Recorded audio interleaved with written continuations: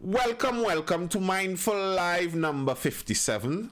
We are on the 22nd day of March in the year of our Lord 2022. Welcome. Today is what? Tuesday, a good day for Mindful Live number 57. It's nice having you all here. I'm Nathan Springer, the host of Mindful Live. Thank you for having me inside of your phone, talking to you. And as I was saying previously, be sure to go. Oh wow, yes, that what you're hearing there is the YouTube coming through. Be sure to go over to my YouTube channel and subscribe over there, Nathan Springer on YouTube, and take in all the other videos if you have not. All right, the story that I'm looking at today, well, at least the start of the stories that I'm looking at today, has to do with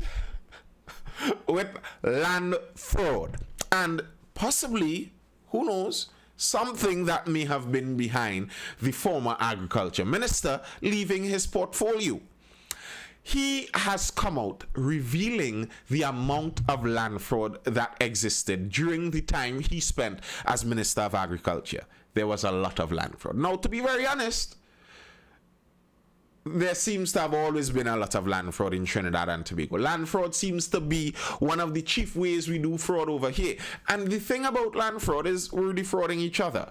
It's fraud amongst ourselves when we're talking about land fraud here. All right. Let's get into that. Rambarat state witness in 50 cases probed land fraud in agriculture ministry. Former Agriculture Minister Clarence Rambarat is now the star witness in at least 50 criminal investigations relating to land fraud after he had to personally investigate and compile evidence to root out corruption involving government employees. Rambarat, an attorney who resigned as a senator on March 16, citing his inability to balance work and family life, even had to go so far as to identify a person accused of fraud during an identification parade recently. He revealed this in a radio interview. He was claiming he was being lobbied to approve a fake deed for a doctor who was seeking a $6 million mortgage from a commercial bank and had generated over 50 files which were now under investigation by the police. During an interview on March 17th, the day after he resigned, Rambarat said he was in the process of finalizing his statement with investigators assigned to the Anti-Corruption Investigations Bureau to support allegations of fraud and misbehavior in office against a senior public servant who once worked at the ministry. The officer who has since retired is accused of colluding with others to grant 5 relatives 7 lots of land with an estimated value of $5 million. Wow.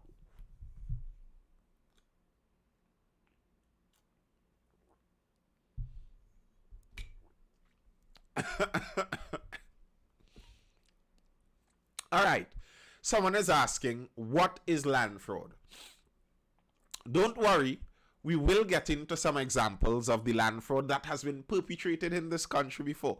One of the chief ways they have done it is by selling land that you do not actually own. You make up a false deed, make it seem that it was yours, and then you sell it to someone. They pay you for it. And then when they attempt to do things further on with the land, they find out that, well, you didn't own the land, so you couldn't sell them the land. And yeah. Why can't someone give me $5 million in land? Well, I guess you don't know someone who works in one of these ministries and is willing to corrupt themselves to do it. On that particular matter, we are at the stage of finalizing my formal statement to the TTPS based on the documentary evidence previously submitted, he said. Rambarat has agreed to help new Agriculture Minister Kazim Hossain and Nigel De Freitas, Minister in the Ministry of Agriculture with responsibility for land, to be brought up to speed on the work at the ministry. Contacted for comment, Alright Hussein said, nothing of use. Rambrat said, while the police had recently charged 2 people with criminal offenses relating to the sale and distribution of fake documents, allowing people to occupy state land, there was much more under probe. There are many files that have to be addressed, and they have shown significant interest in going through those files and doing the investigations and prosecution. In every case, he said, he was the witness making the complaint to initiate the investigation. Now, that is very interesting because I'm sure he would not have been the only witness that witnessed the corruption happening. It's curious to note that he was the only one willing to be a witness on the complaint, apparently. This is something troubling. No public officer has made a complaint to the police in my time, he said. Rambarat served 7 years as a minister, and therein lies the problem. As Richard Glubman and I usually argue about, this is part of the problem with the police service, where they know there are corrupt people in there, and they themselves may consider themselves paragons of virtue. I'm not a corrupt person, I don't take bribes, but I know this corruption is going on there, and I will never ever report it. And now, what's the statement? The upholder is as bad as the perpetrator. I can't remember the entirety of that statement, but there's a statement to that effect where the upholder is basically as bad as the person doing the crime, because you are facilitating them to be able to continue doing that crime. So if we have it that in as the thief, grand. If we have it that in 7 years, no other public official saw it fit to complain about these obvious corrupt practices, then that's an indictment on the entirety of that division. That tells us something about the attitude inside of the public service itself, where corruption is, there's a blind eye is turned towards corruption. Nobody cares. He said to personally take action. He said he had to personally take action because there's really a lack of interest in dealing with that part of it. In terms of dealing with fraud, it has become pervasive.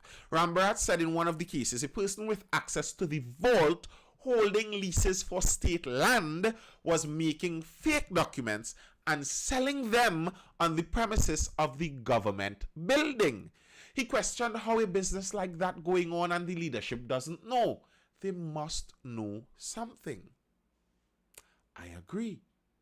How is someone with access to the vault making fake copies, selling it on the compound, and leadership doesn't know? I don't believe that. I do not believe that. Now, I believe this may be the individual that was charged with it, because there were multiple people charged with land fraud of late. Agriculture Ministry employee charged with land fraud. An employee of the Ministry of Agriculture, Land and Fisheries is expected to appear virtually before a Port of Spain magistrate on Monday on 2 charges of misbehavior in public office. I'm not going to read the guy's names. The guy's name allegedly used his employment with the state to facilitate possible corrupt activities within the office of the Commissioner of State Lands. Following a report to the police officers from the Anti-Corruption Investigations Bureau, very likely from a complaint coming from the former minister, who was apparently the only person who would complain about fraud and corruption in the ministry. And unfortunately, we have lost this man. Mr. Rambarat, sir, come back. Last week executed a search warrant at the office where they allegedly found several forged Government of the Republic of Trinidad and Tobago Ministry of Agriculture, Land and Fisheries, Land Management Division, Commission of State Lands letters.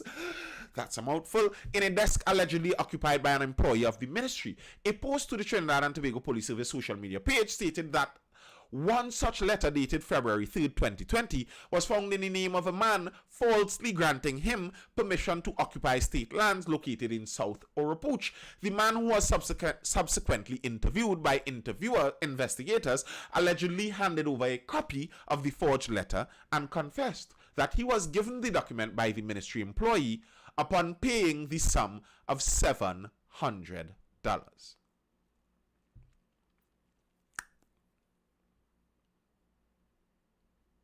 The accused is the second person arrested and charged in connection with the alleged forgery of Commissioner of State Lands letters in the past week.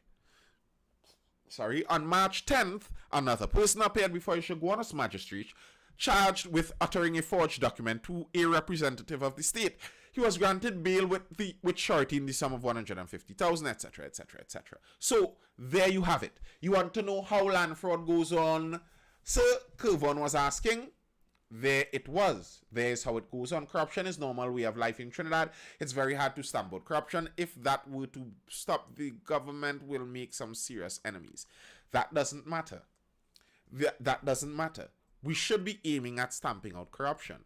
Corruption in your society eventually makes it untenable. It cannot function because people wouldn't be able to do anything honestly. You cannot function in an honest society if it's corrupt. It doesn't work together. Only 700. Now I need to find this person. Give me that employee name because let me get in. Well, you see, this wasn't, bear in mind, this wasn't like you were getting a deed for something. You were getting the ability to squat on state land, basically. That was what it was. And very likely he would be doling out several of those in regular timing. So 700 would be a good amount for him. All right.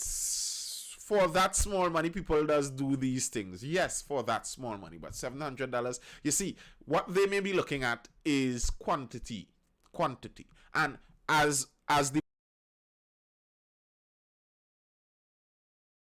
So, if you are doing this thing, let's say you have been doing this for the last, how much years? How much years you have been doing this? Let's say 10 years and no one is reporting anything. What's the takeaway from that? If you are even only charging $700 and you are doing this for 10 years, let's say in that 10 years you could give 1,000 people that.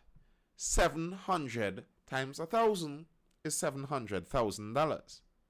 It adds up, as someone says. And that may have been their main strategy, making sure that it adds up. Because no one was reporting them, as the former minister highlighted. They were doing this unbothered. But the acting commissioner has let it be known now that 2 charged after ex-minister's claims of fraud over state lands, and I believe that would be those 2 people that have now been charged. The ex-minister made the complaints and now they are investigating.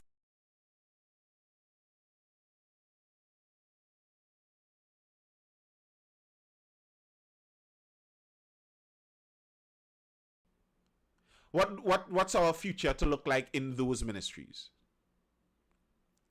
If I think Clarence got scared and dipped, no, I do not think he got scared and dipped. I actually believe him that he is doing this for his balance of family and work life. I actually believe that reasoning. The thing is, and this could be why I might see it as being so ridiculous that no one was reporting this also.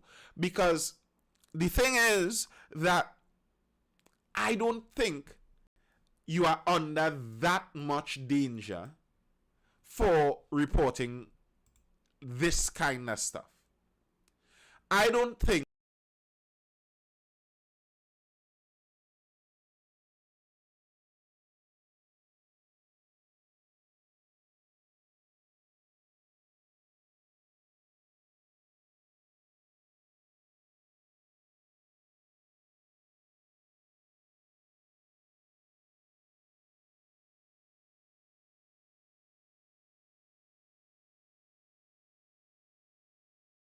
me that people just were not interested in reporting it. They have no interest in it because there isn't a huge risk to that. I mean, the one where you're talking about the people with the $5 million and the $7 million investment, etc., I'd suppose that there would be some more risk there. But when you're talking about state land for $700, that isn't even risky to you. That isn't even risky. But you see, it comes with rocking the boat. If I report that you are not hearing, I don't know why you are not hearing over on Instagram. I am not sure why you are not hearing if you are not hearing. It comes with rocking the boat. If you were to report those small cases, then you'd have to report the big ones too. And then when you want to pull a string, when somebody call you because they know your cousin call you because they know that you're working in the in this land division, and they call you, boy, I want to get something so and so and so, and just run that through for me, and make sure you do XYZ.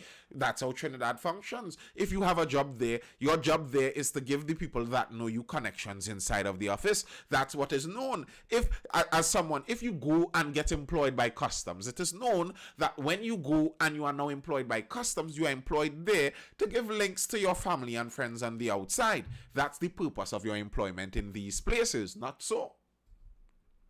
So by reporting instances of corruption, you'd be stirring the pot, you'd be rocking the boat and making it harder for you. Even if you're engaging in small level, little just small thing, not really corrupt. You wouldn't call that corruption, you'd call that helping somebody. Does FIU really work? Yes, but then they don't have the teeth. So they can investigate a whole lot of stuff and they cannot really do anything about it. Yeah. So that's how that goes. All of this, but they give they give Priest a hard time. Justice for the DSS. Priest looks at these lives. I'm not sure if he's on the Instagram live now, but he does view these lives. I'll tell you that. Justice for DSS. Now, in that case, I'll put it plainly. I considered what DSS was doing to be basically a pyramid scheme. You're taking a little more and send out some much there. And in the long run, you're going to hurt the small man too. But to be fair, many of the larger investment firms do the same thing. It's just they have better names. They have better names for it, and they have better lawyers on their payroll. Anyway, there have been a series of these land fraud cases, though. It wasn't just that. Now, let's go into some of them. And SRP... I was going to say something insulting to SRPs. I remember in school days when hearing about the SRPs, we would be very mean and say that SRPs were something resembling police, but that is a horrible thing to say, and you should not say that about people. They are special reserve police put there to bolster our police service and add numbers when it is needed. But some of these SRPs do get themselves into trouble.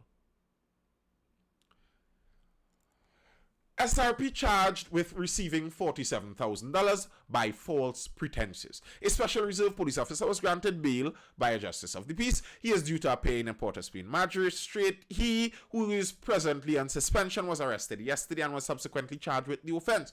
The charge stems from an incident where a man reported to the police that in 2017 he allegedly paid sums totaling $47,000 to a man, which represented a down payment towards the purchase of 3 lots of land located at Mount Pleasant, Tobago. The purchaser subsequently discovered that the seller was not the owner of the land, nor was he authorized to sell the land, and he had already transferred ownership of the land to new owners since 2012. Efforts by the buyer to obtain a refund of the money proved futile. Inquiries coordinated by senior superintendent, etc., etc., etc., etc.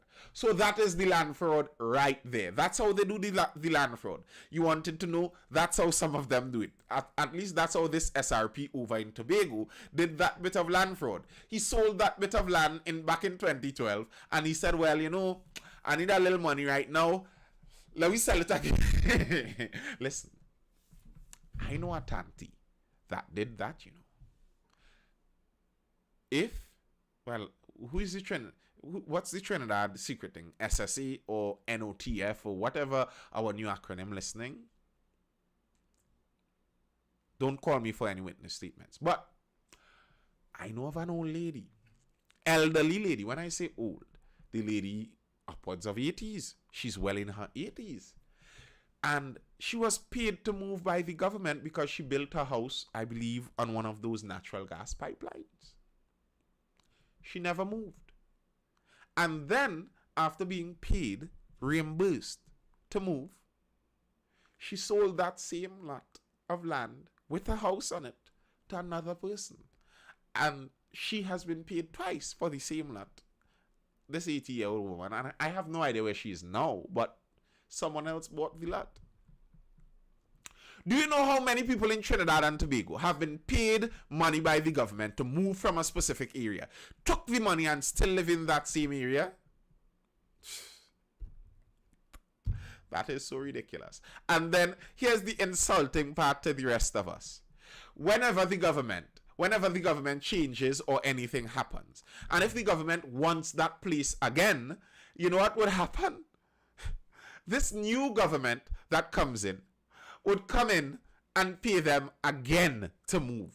This place is upside down and ridiculous. The government gave carny workers land in Laramine and they were not supposed to sell it. Ooh, that's another story there too. The 2 acres of farming land was not supposed to be able to be sold. The acres that were given to the carny workers as part of their voluntary separation package. But I believe under the People's Partnership, they sorted that. They fixed that up to allow some sales to go on, because sales have been going on. Yeah, those 2 acres are being sold quite regularly. And I think it may just be a matter of time before you start to see some of them being parceled up into housing lots too.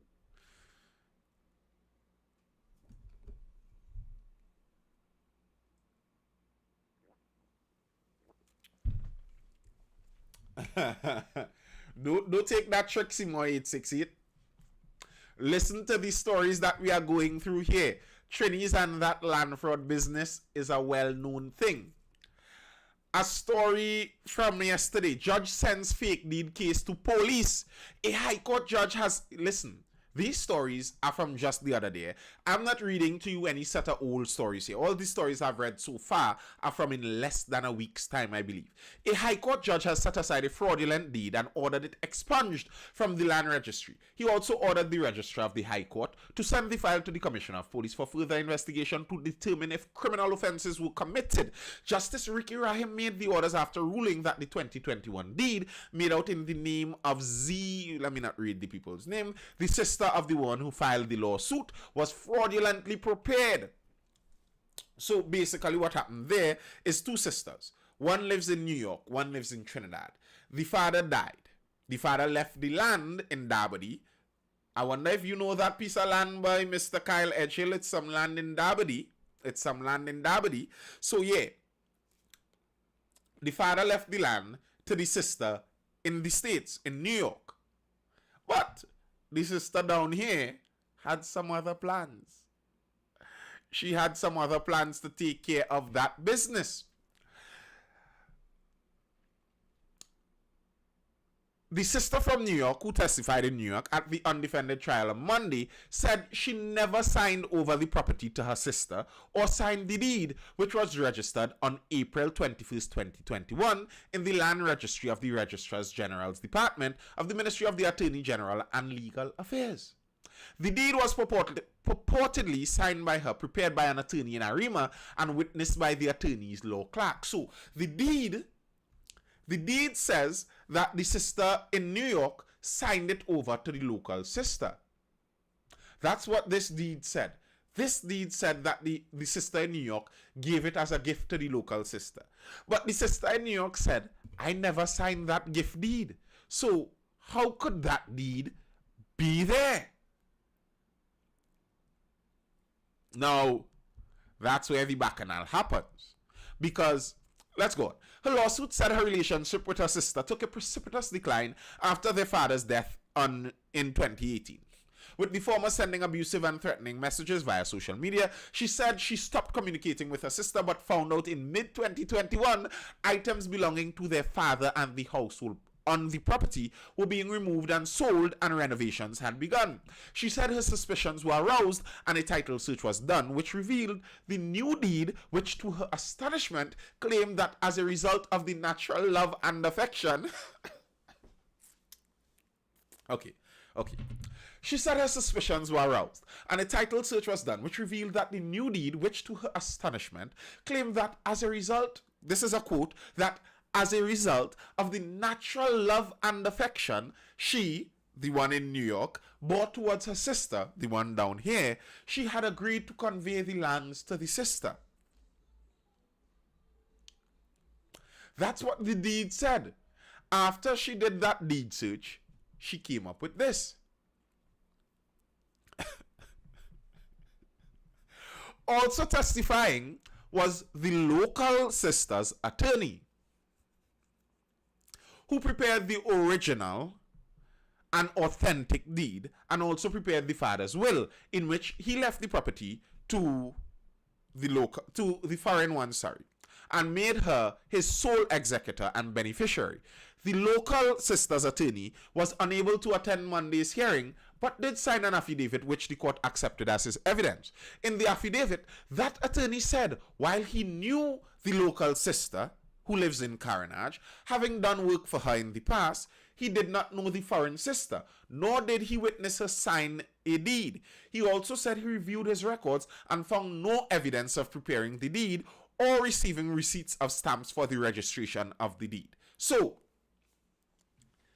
apparently, what the lawyer is saying is that the local sister forged his signature.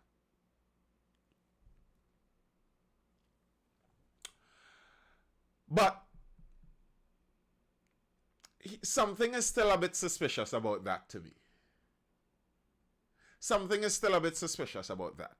Because not only would she have had forged his signature, there was a witness on the affidavit.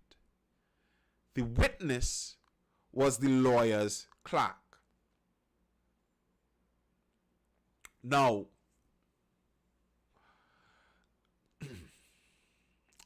I would say that whether the lawyer helped the local sister or not, he has plausible deniability. He could say she forged his signature. And if she was willing to forge the entire deed anyway, that argument could be brought. But I also know for a fact that in some cases, I'm not sending this accusation at the lady's lawyer. I do not know about that. But I also know for a fact that the reality exists, where in some cases, the lawyers themselves are involved in the miscreant activities. That is also known. In fact, that's a warning very frequently given, that be very careful dealing with lawyers in land matters.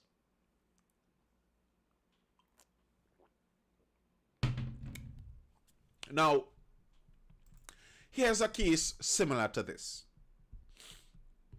With my favorite local judge, Frank Sipasad. He oversaw a case back in 2021, the ending of 2021, that had some interesting results.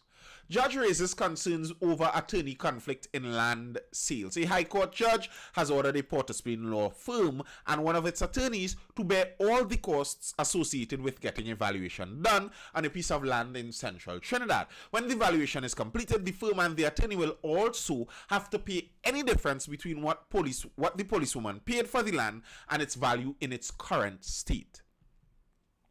Justice Frank Sipasad made the order on Monday, remember this was last year, in a claim by a policewoman against Scotiabank attorney Tiffany Oliver, the firm Fitzwilliam Stone Furnace Smith and Morgan, and Dickie Sipasad, the vendor for the land in Londonville. Sipasad dismissed the claim against the bank and the vendor for the land, who was also Sipasad, but held the lawyer and the law firm owed a duty of care to Garrett and the bank in the land sale transaction. Let's see what was going on here. Empress Roni says, a lawyer stole my family money to buy a property over $2 million. Wow. He died and we are in court trying to get payment from his family. Wow. I'm not surprised though. That's a very familiar story. I know of some, if you hear some sad tragic stories and some horror stories of what some lawyers have done at sometimes the worst times, the most tragic times in some people's lives, in some people's family lives. So, sometimes when you hear someone is killed or some kind of thing in some horrible way, you just don't put any judgment on that, because you could never know. You never know what some people have done. Some people you're watching out there as upstanding members of society have done some horrible things to some of the worst people who could have least afforded having these things done to them. So I don't doubt that for a moment. All right. So let's get down to the actual story. In 2015, Garrett, who is the name of the policewoman, Garrett is the name of the policewoman, saw an advertisement for the sale of land on the bank's notice board. She made inquiries and was directed to the vendor of the land. A site visit was done and she arranged with the bank to buy the land, and was sent to the law firm, which was on the bank's panel of attorneys. The Garrett subsequently paid fees, signed instructions, and by September that year, a deed of conveyance and a deed of mortgage were executed, prepared by Oliver, the attorney. By March the next year, after she spent money on a building plan for her home, Garrett was told the land had no approval, as the parcel she wanted to buy was part of a larger parcel that did not have the requisite approval for subdivision. Garrett no longer wants the land, obviously, but sought to recover the money she has already spent.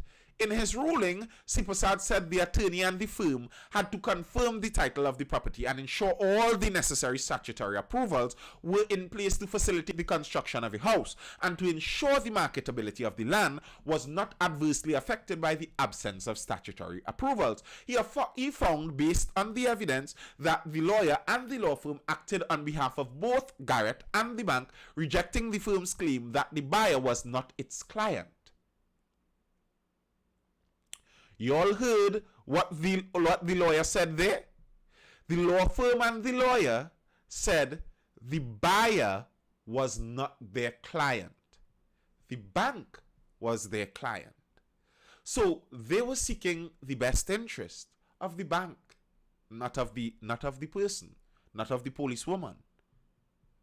I am glad that Justice Sipasad did not keep up with this ridiculous line of reasoning that they were using. The justice said that position was disappointing, as attorneys who are on the panel of financial institutions enjoy lucrative positions of privilege. They often get significant work to prepare both the conveyance and the mortgage when customers elect to buy property. He said the option of a potential purchaser to use the bank's attorneys was often more convenient and attracted discounts on mortgage fees when one attorney did both the conveyancing and the mortgage. But he said the lawyer's position should cause alarm bells to ring in the minds of those bank customers who elect to use their services to prepare their conveyances when their acquisition is to be secured by way of mortgage.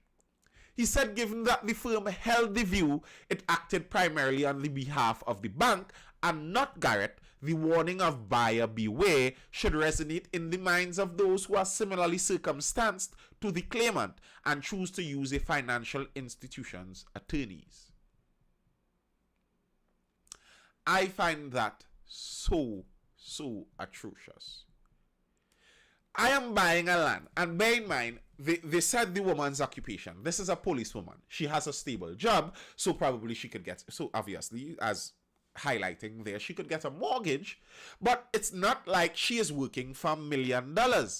It's not like she could afford to have 5 properties on the rocks, and this one got caught up in some technicalities, so I can't use this property right now, but I have another one and another one, and she cannot afford that.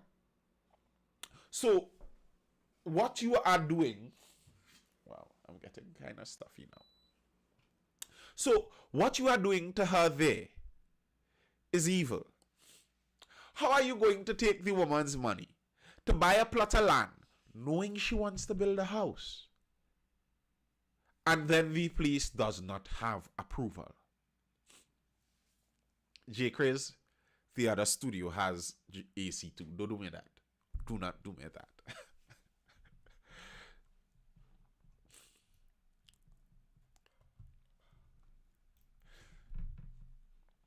All right. We leave that at that. We leave that at that. But yes, as Interesting says, these people are sharks. That's horrible. That's horrible. That is a terrible thing. For a policewoman, a working person, a member of the working class, you're trying to use the people and them facilities and institutions, you're trying to go in there and get your bank loan, and you're doing your thing the right way. The bank tell you, well, we have a lawyer, you could use that person and everything. We'd work everything out together. And no, they're trying to backstab you. It's ridiculous. I find it shouldn't even be that we need lawyers for this process. It's ridiculous.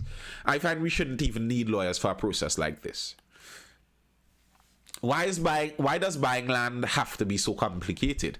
Why do we need to complicate something like this so much to the extent that in order to buy a land already worth a couple $100,000, you'd have to spend a few $1,000s more to get some lawyers? It's Rooney. Take care, somebody is reading this and looking to run in your building and arrest you. So what were they expecting? Her to just roll over and take that? Interesting, here's the sad reality. There are many people in that very same position who have rolled over and took it.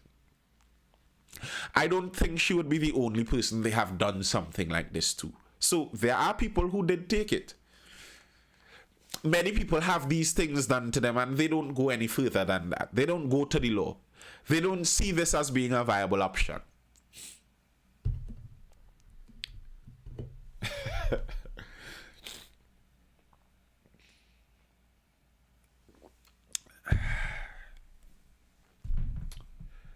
All right. I think that's all for now, folks. I think that's all for now. The AC is trying to cut off my nose's breathing. And we have covered quite a bit of land. J. Chris, stop it. Stop it with that. Money needs to be made. The whole justice system ancient and need cleaning. Here's what. Come tomorrow and we would continue this land talk. We'd start off tomorrow talking about land again because there's another story I would like to go into the land business with. This story involves our former Attorney General. I'll tell you that. This story involves our former Attorney General and what he had proposed to help some of this land issues. And we'd go through some of those proposals and see if they make sense or not.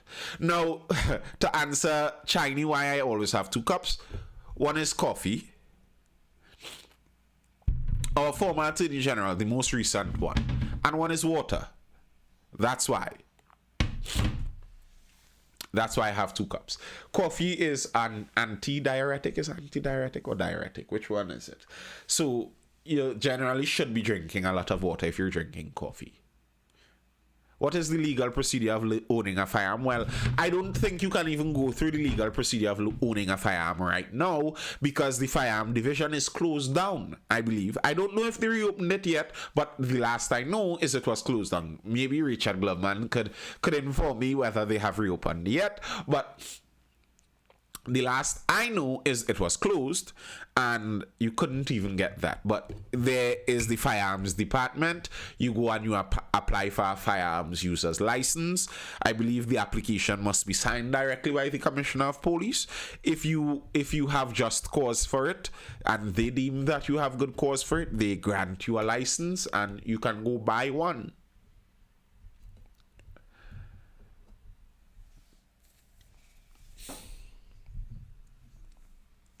They're still closed. Well, look at that. Imagine that. They're still closed. So you can't even go through the legal process of owning a firearm, while the criminals get more firearms every single day. Those who have been in the Mindful life long enough know where I stand on these things. There are gun salesmen. I believe there's a hardware right in Charleville that sells firearms. There are quite a few firearms vendors. At one point in time, when the Bacchanal was starting up with the former commissioner of police, there were advertisements in the papers for some firearms vendors, and those advertisements were pulled. I don't think it reached the papers, actually. I think it was online. I'm not sure. Yeah, I think it did reach the papers. Those advertisements were pulled because I believe it's illegal for them to advertise the sale of it. But there are multiple places that sell firearms locally. You just need your license to go buy it. Yes. Before I stuff up myself further, I thank you for being here. And TikTok, I know y'all are angry with me that we haven't had an after live chat for some time, but tomorrow will be better. That's all I have for now. I hope you were educated, informed, or entertained. It was truly a pleasure being here. Tune in tomorrow at 9:30 for the next Mindful live session, where we start off talking about land again. But Nathan, how is pressure for people to buy somewhere to live, but others getting prime land for $1 kill? You all will start me up on these rants about land again. What do you think about that? I think the TTPS should engage in the sale of firearms alone in monopoly like WASA and TTEC. No, I don't think so. I think firearms should be more available for all members of our society. That's what I believe. Because as it is, banning guns just bans guns for the law-abiding citizens. All the criminals, if they want a gun, they can get a gun. I have no problem with banning guns if you were actually able to ban guns. If you are able to effectively ban guns, then ban them. But if you are not able to ban them, then don't ban them and allow it to be sold as a normal good for self-protection out there. I hate the idea, I keep saying this, I hate the idea that criminals knowingly can look at my house and predict, well, no one has anything to defend themselves in there. I could literally kick down his front door and run inside. I find that ridiculous. But I agree with that also, Richard Glubman. Training is essential so that you don't have a set of mistaken shootings going on there. Anyway, before you all pull me into further rants, I thank you for being here. I bid you adieu. I will see you tomorrow. Peace.